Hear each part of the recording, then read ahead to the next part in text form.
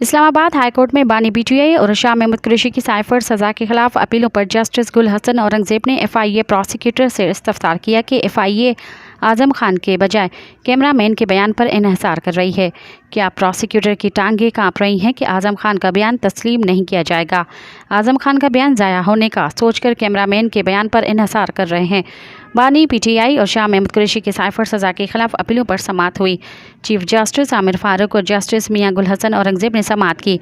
FIA prosecutor ने दलाइल देते हुए कहा कि आज मैं इलेक्ट्रॉनिक शवाहिद के काबिल कबूल होने से मुतल्लिक दलाइल दूंगा। इलेक्ट्रॉनिक शवाहिद से मुतल्लिक एक्सपर्ट्स ने अदालत में पेश होकर बयान दिया। मज़ीद ख़बरनि ऐं तफ़सीलात लाइ विज़िट कयो असांजी वेबसाइट www.awamiNewsHD.com ऐं ॾिसंदा रहो अवामी न्यूज़ HD।